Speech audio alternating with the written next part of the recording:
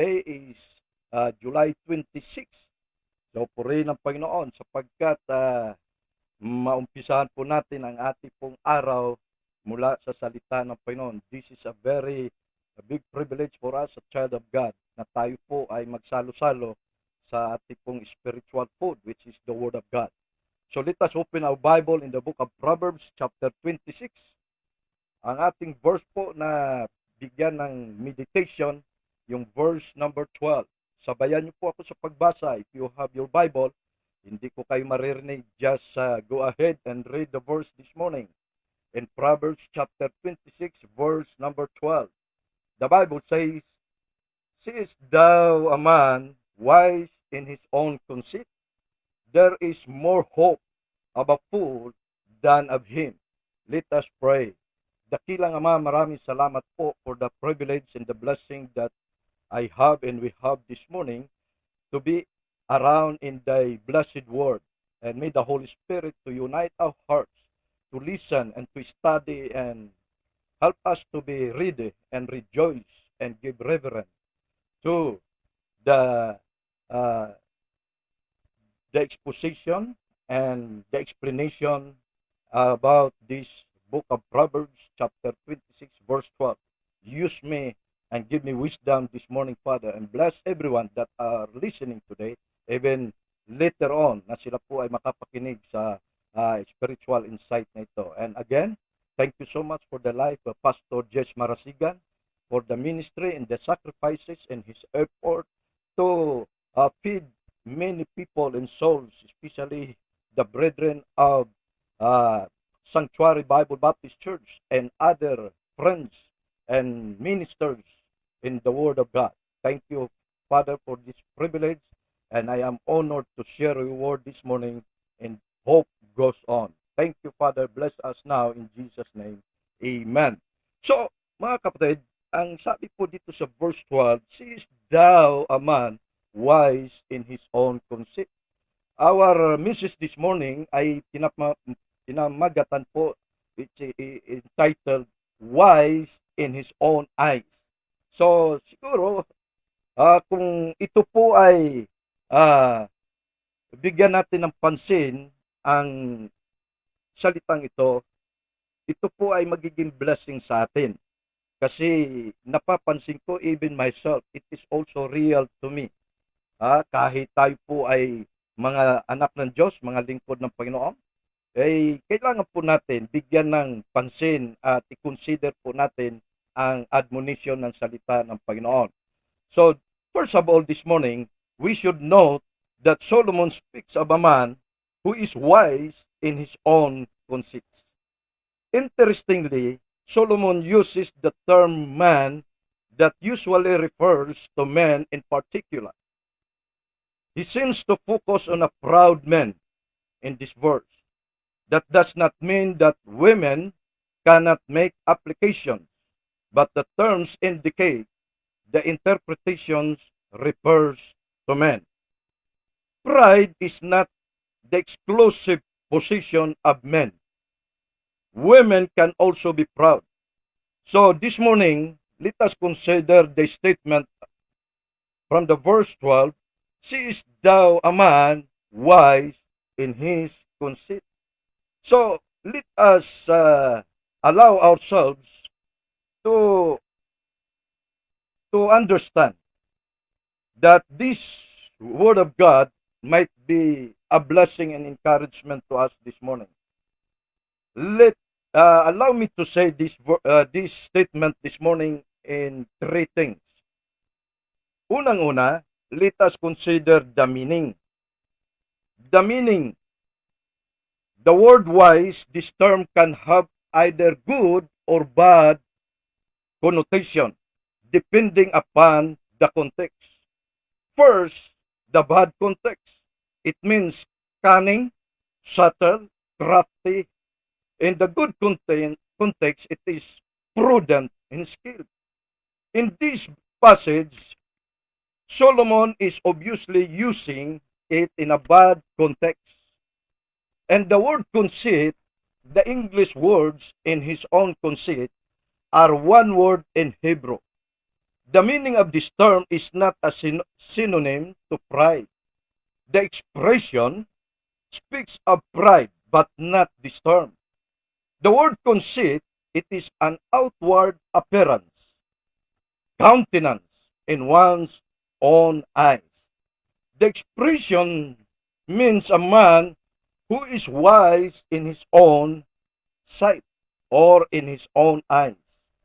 It refers not to a man who actually wise, but rather to a man who thinks he is. It is bad enough to lack wisdom.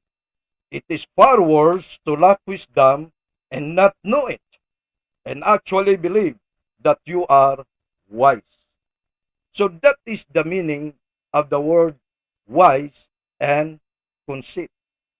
Now, mga minamahal, sa ating pong sariling uh, pagkatao, kailangan po i-define natin kung saan ba tayo sa mga bagay na ito. Kasi binigyan po ng pansin ni King Solomon ito. So, para we must be aware and let us be careful the way we live as a Christian. So, I hope naunawaan po natin ang kahulugan po ng salitang wise in a bad context and in a good context. But in this verse, talagang ginamit ni Solomon yung ang pinaliwanag niya yung bad context. So, yan po ang kahulugan. The second point is the mandate. The Bible commands us not to be wise in our own sight. Inuutos po ng banal na kasulatan na dapat wag tayo magiging wise or anong pagkakahulugan ni King Solomon, yung magiging subtle or crafty or cunning in ourself. Dahil ang banal na kasulatan, mayroon pong kautusan na dapat hindi tayo magiging wise in our own sight. Ito ay sinabi sa Proverbs chapter 3 verse number 7. According to Proverbs chapter 3 verse number 7, the Bible says, ito po ang pagkasabi sa verse number 7, "Be not wise in thine own eyes. Fear the Lord and depart from evil." So, mga kapatid, kailangan po natin maunawaan, although maraming mga tao po na talagang masyado silang tiwala sa kanilang sarili. At sinabi po ng Panginoon, "Be not wise in thine own eyes," dapat fear the Lord and depart from evil. Kasi kapag hindi natin mababantayan yan, mahuhulog tayo sa sinasabi ni King Solomon. So, yun po.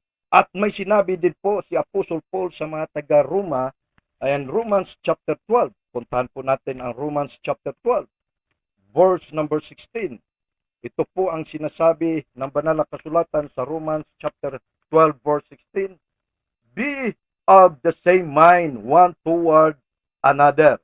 So, mayroong problema na nakita si Pablo dito sa mga believers.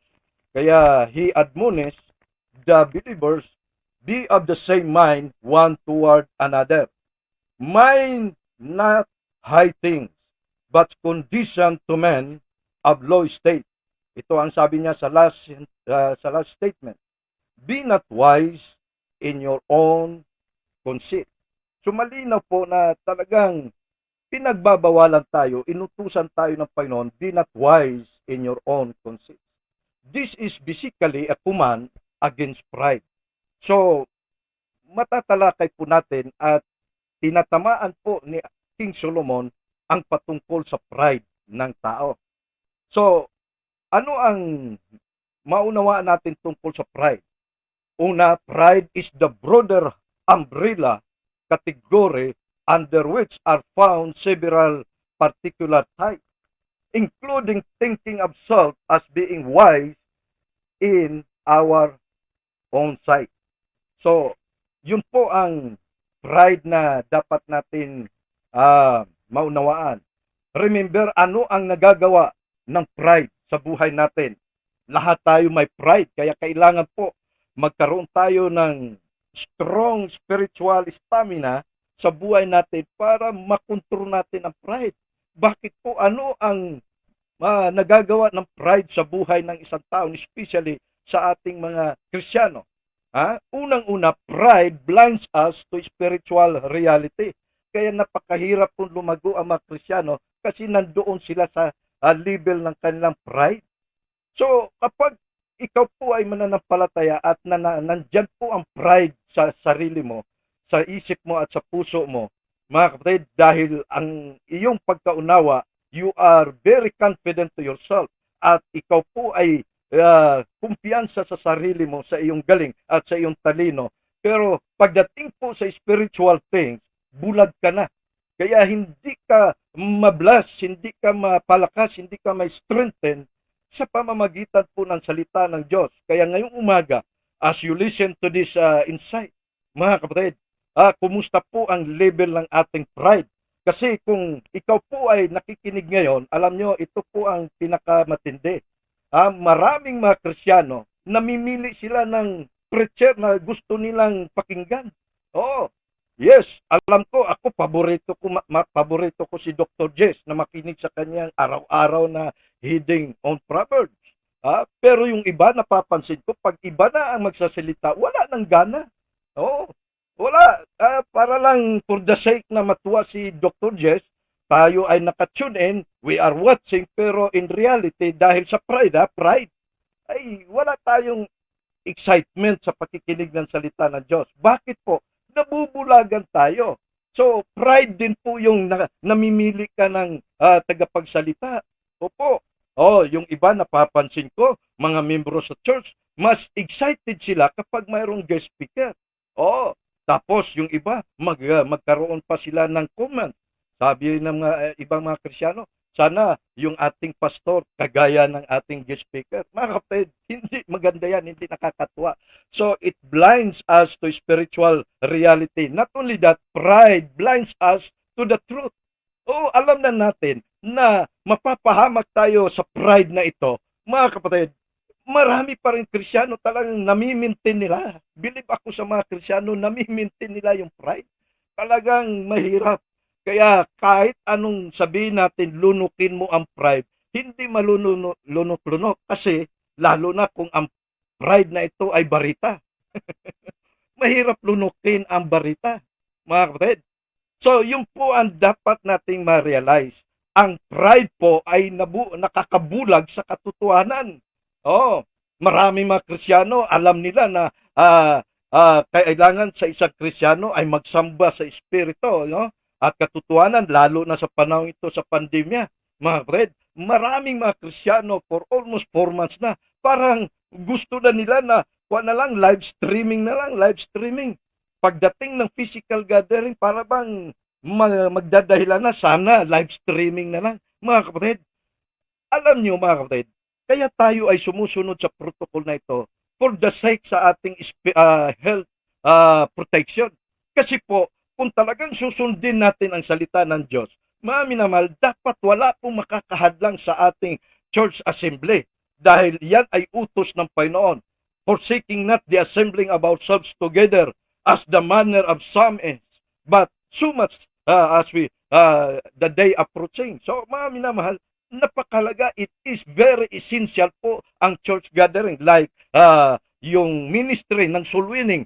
Mga kapatid, hindi nga tayo magkaroon ng face-to-face na soul winning, but through the social media, gamitin natin. Gamitin natin to reach out many people. So, nabubulagan po ang mga Kristiyano sa katotohanan ito dahil sa pride. Not only that, pride causes us to think more highly of self than we ought.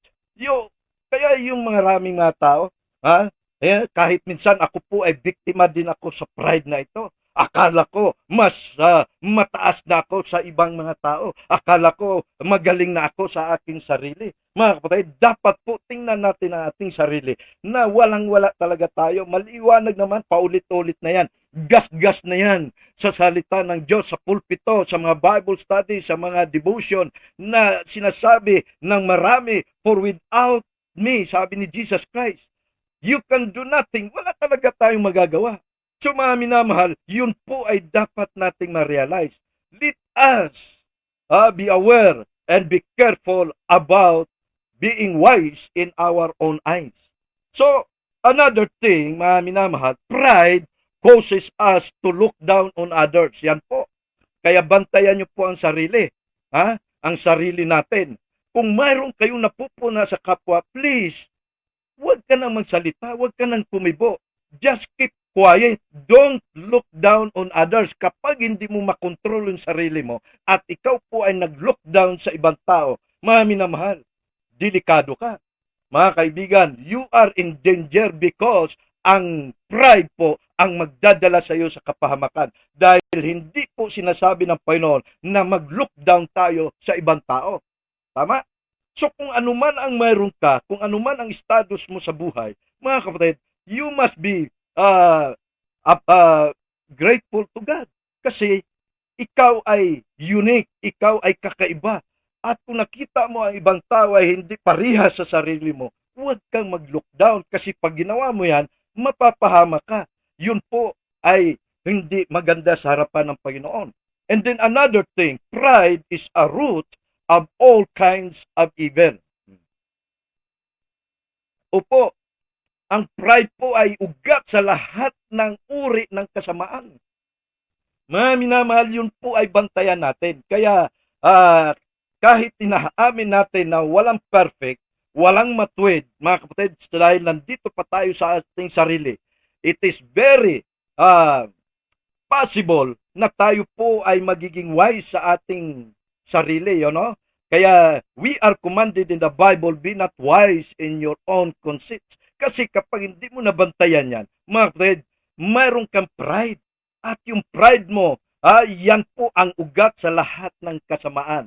So the command to be not wise in thine own eyes is obeyed through repentance. So ngayong umaga, kung mayroon pong natitirang pride sa puso mo, ang utos ng Panginoon, ito po ay makukontrol at mababawasan or mas maganda maalis kung ito ay may pagpasakop tayo pagsunod sa Panginoon at mag-repent tayo sa particular sin na ito, which means humility. Yun lang po ang yun lang po ang sagot Yun po ang solution sa isang taong ma-pride. Magpakumbaba po tayo. Malinaw po ang sinabi sa James. Puntahan po natin ang James. Very na ito. Familiar na itong James Talagang halos sa araw-araw naririnig po natin ito sa mga nangangaral. Ano ang sabi ni James chapter 4 verse number 10? Ito ang sabi, humble yourselves in the sight of the Lord and He shall lift you up. Mga kapatid, kung gusto mo na itaas, iangat ka ng Panginoon, ang susi na tayo po ay itaas ng Panginoon, kailangan magpakumbaba tayo. Now, para magkaroon tayo ng humility, ang dapat gawin natin, let us forsake our pride. Talikuran po natin ang pride natin. Ibig sabihin, tumalikod ka sa iyong pride. Kasi hindi po mangyayari na magkaroon ka ng humility sa buhay mo kung mayroon kang pride sa sarili mo. Yun po ang ibig sabihin. So this verse in the book of James chapter 4 verse 10, it is a contrast to our proverbs today. It is possible for a man or woman to exalt self through pride and to become wise in their own sight. Or we can humble self in the sight of the Lord. So what is the difference? The difference is a matter of whose sight we are concerned about. Yun po ang challenge. Kanino ka ba na side? Or ano po ba ang iyong paningin? Sino ba ang tinitingnan mo? What is the most concern about yourself? It is your side, yourself, or ourself, or the Lord. So mamili tayo, dalawa lang palagi yan. Para tayo po ay kailangan itaas ng Panginoon, magsisimula po yan sa baba. Ano ang mayroon sa baba? Pagpakababa, humility, humbleness, mga kaibigan. So, sinabi pa rin yan ni James chapter 4 verse number 6. Ano ang sinabi ni James chapter 4 verse number 6? but he giveth more grace. Wherefore he saith, God resisteth the proud, but giveth grace unto the humble. So, mga kapatid, sinisigaw natin na sa buhay natin ito, it is only by the grace of God. We are saved by the grace of God. Tama? So ngayong umaga, kung ikaw po ay naligtas dahil sa biyaya ng Panginoon, dapat po ang ating buhay mananatili sa biyaya ng Diyos. Let us live a life according to the grace of God. Kaya kasama po ang pride na dapat huwag nating bigyan ng pansin ang pride natin sa buhay. Dahil maliwanag po, mayroong magandang balita. What is the good news? The good news is that God gives special grace to the humble. Kaya, mga kapatid, napakasarap po mamuhay na ikaw po ay lumalakad sa biyaya ng Diyos. Now, kung gusto mo na talagang ito ay biyaya ng Diyos, dapat po magpakumbaba tayo. Dahil pag hindi tayo magpapakumbaba at manatili yung pride sa ating puso, sa ating buhay, ano ang sabi ni James? God resisted the proud. My dear beloved, it doesn't make sense to maintain a proud attitude. Wala pong mapapala kapag ikaw po ay manatili sa iyong pride. Mga kapatid, don't proud. Kung ikaw po ay pinagpala, kung ikaw po ay talagang binigyan ng favor ng Panginoon at nasa iyo na ang lahat ng desire mo at naabot mo na, mga kapatid, huwag kang magmamataas sa sarili mo. Dahil ang pagmamataas sa sarili mo ay wala pong puwang sa kaharian ng Diyos. Amen? So, it doesn't make sense to maintain a proud attitude. An attitude that causes God to resist us. Kaya kung gusto mo na ikaw po ay tanggihan ng Diyos, manatili ka sa pride mo. Gusto mo ba yun? Kapag ikaw po ay mayroong pride sa buhay mo, nagbibigay ka ng dahilan sa Diyos na siya po ay mag-resist sa iyo. Opo. Kaya nagkaroon tayo ng tinatawag na miserable circumstance, miserable experience sa buhay natin. Kasi ikaw mismo, ikaw ang may gawa na binigyan mo ng dahilan ang Diyos to resist you. Mga kapatid, napakasakit yan. Biro mo yan. Hinugot ka ng Panginoon mula sa putikan.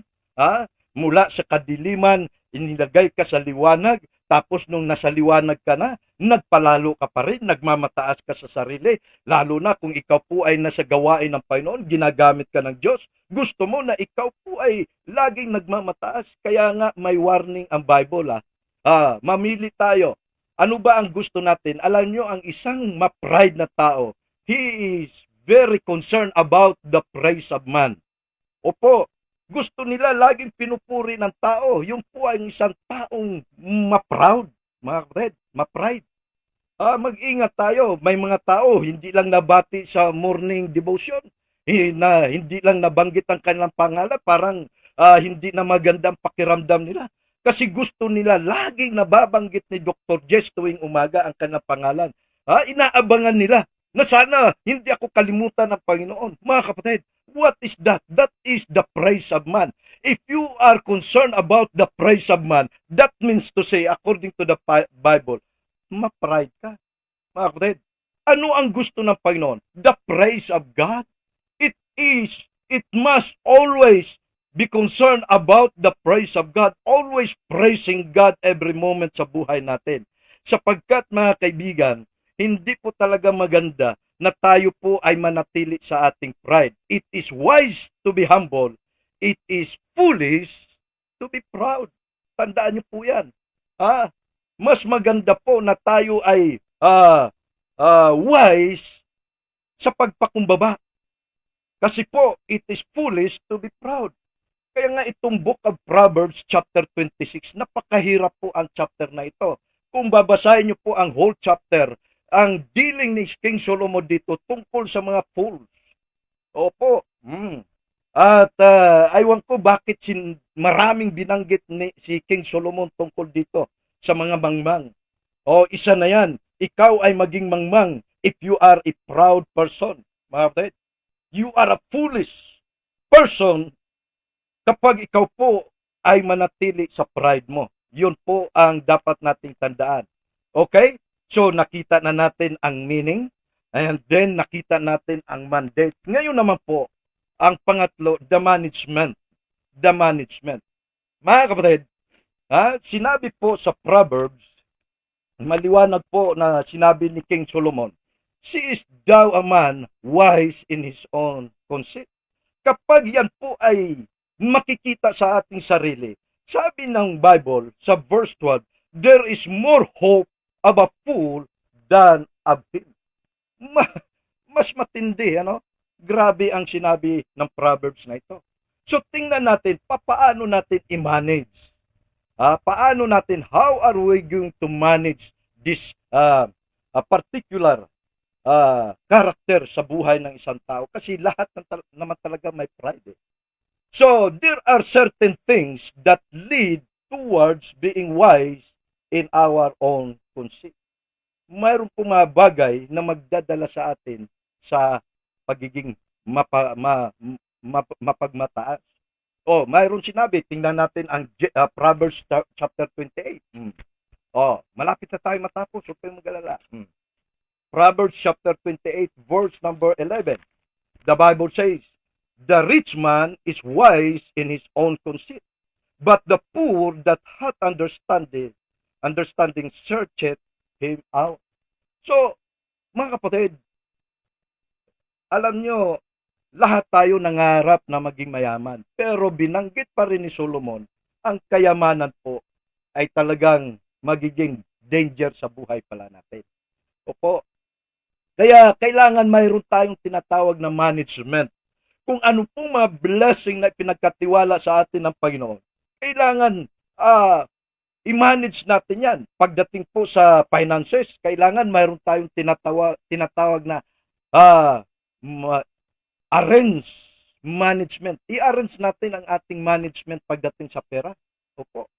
So alam natin na kapag tayo po ay pinagpala ng Diyos sa pananalapi, dapat pagdating po sa arrangement ng ating budgeting, number one, ibalik natin sa Panginoon tithes and offerings and other commitments like mission giving and first fruits offering. Mga kapatid, yan po ay dapat. Kapag ginagawa po natin yan, pag consistent tayo about these riches na ipinagkatiwala ng Panginoon sa atin, mga minamahal, I think you are not a proud person. Mga minamahal, lalong babaha ang mga material blessing sa buhay mo. Kapag ang isang Kristiyano pinagpala ng Diyos ng mga material blessing or financial blessing, tapos hindi ka honest sa pagbibigay sa Panginoon, you are not honest in returning the tithes and offering and involved into the first fruits giving and missions offering and other sacrificial offering. Mga kapatid, pag hindi mo ginagawa yan, ibig sabihin, yung kayamanan mo ang magpapahamak sa iyo. Opo. So, yan po ang sinasabi. Mayroon pang sinabi sa Proverbs chapter 3. Balikan po natin ang Proverbs chapter 3. Verse number 7. Nabanggit na po kanina yan. Pero tingnan natin ulit ang Proverbs chapter 3, verse number 7. The Bible says, "Be not wise in thine own eyes, fear the Lord and depart from evil." So, kailangan iwasan po natin ang hindi maganda, yung masama. So, what is that? Nakita natin sa Proverbs chapter 3, verse 7, it is a lack of godly fear. Walang godly fear. Mga minamahal, dapat po ma-develop, lumakas at lumago ang ating godly fear sa buhay na ito sapagkat marami ng mga tao ngayon, lalo na in this crisis, in pandemic, mga kaibigan, even among believers, Christians, ay talagang nagkaroon sila ng carnal fear. Opo. So, kailangan i-develop po natin yung tinatawag i-develop natin yung godly fear. Huwag tayong magkulang sa godly fear. In Revelation chapter 3, familiar verse ito, ang illustration na ginamit dito sa Bible. The church in Laodicea, ano po ang sinabi sa church of Laodicea? Chapter 3, verse 17.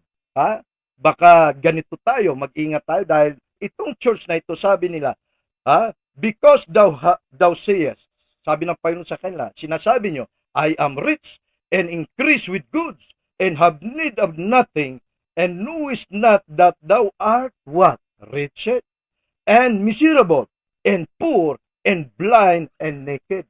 Mga kapatid, mag-ingat tayo. So, ako po ay masayang masaya kapag ang mga Kristiyano pinagpapala at umangat ang kanilang kabuhayan, mga kapatid. Pero, katulad po ng church na ito na binanggit ng Panginoon, ang Laodicean, sabi ng mga Kristiyanong ito, mayaman na sila, maunlad na sila. Oh? Wala na silang ibang kahilingan pa. Nandoon na ang lahat-lahat. Pero sabi ng Panginoon sa kanila, God rebuked them. Hindi nyo ba alam? Ha? Kayo ay miserable. Hindi nyo ba alam? Kayo ay bulag. Mga kapatid. So mag-ingat po tayo. So that is the encouragement na ang mga tao ito, not only they are lack of having fear and doing the right management of the material things, but also mayroon pong lack of godly fear and lack of spiritual discernment. Mga kapatid, kailangan huwag po natin masyadong tingnan ang ating sarili. Kasi kapag ikaw po ay pinagpala ng Diyos, napaka-kumpiyansa mo na sa sarili mo, sa galing mo. Mga kapatid, again, it is always by the grace of God. So the church in Laodicea, mga kapatid, akala nila, ang iniisip nila, they were spiritual. Akala nila, matured na sila sa Christian life. Akala nila, sila po ay nagbibigay kaluguran sa Panginoon. Because their pride had blinded them to reality. Opo, may sinabi si Apostle Pablo dito sa 1 Corinthians chapter 3 verse 18. Tingnan po natin. 1 Corinthians chapter 3 verse 18, the Bible says, let no man deceive himself. If any man among you seemeth to be wise in this world, look at this verse, let him become a fool. Mangmang ka pala. Sa Bisaya pa, buang-buang ka. Mga kapatid, sabi diyan, kaya ito po ay very strong admonition ni Apostol Pablo sa mga believers, let no man deceive himself. If any man among you seemeth to be wise in this world, let him become a fool, that he may be wise. So, mga minamahal, what is that? Acceptance in the world. Alam nyo, kapag ang tao ay umangat na sa buhay, pinagpapala na, ang gandang lalaki na nila, ang gandang babae, ang ganda ng bahay nila, ang ganda ng sasakyan nila, ang ganda na ng kanilang lifestyle, mga kapatid, parang accepted sila sa sanglibutan. But Apostle Paul addressed the issue of those who assume that they are wise because the world consider them wise. Ang tingin sa kanila, pambira, ang yaman nila, no? Ang gaganda ng kalagayan nila. Ang dating sa sanglibutan, yung kanilang outward appearance, yung pagiging angat sa buhay.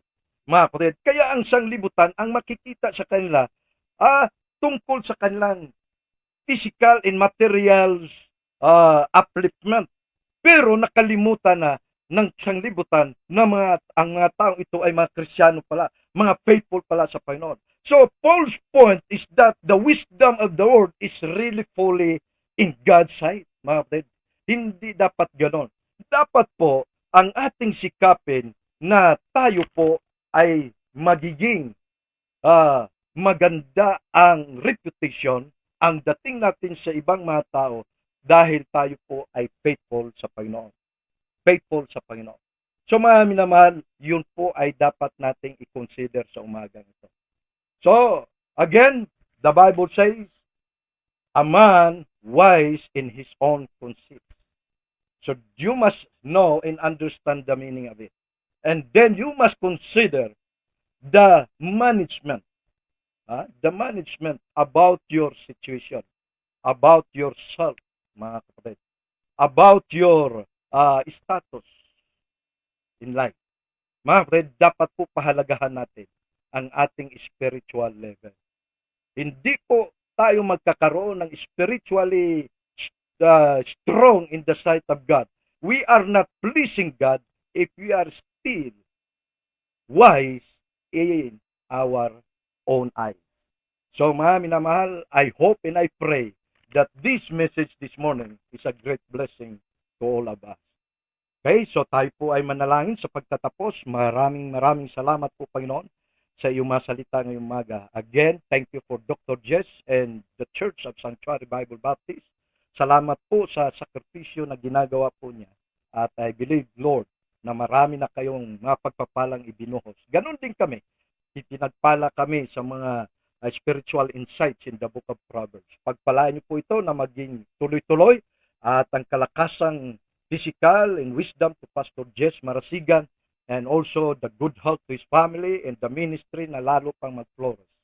Bless us this morning, and Lord, I pray na sa araw na ito ay magiging masayang araw po kay Pastor Jess sapagkat ito ay kanyang kaarawan. Pagpalaan niyo po siya. Maging ang lahat po ng mga ka-hoopers, mga kapatiran namin sa iba't ibang lugar, not only in the Philippines but also in other parts of the globe. Maraming salamat po. Bless us today in our worship service. In Jesus' name I pray.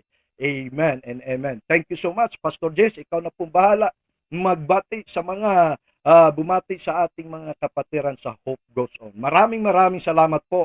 God bless us all. Bye-bye.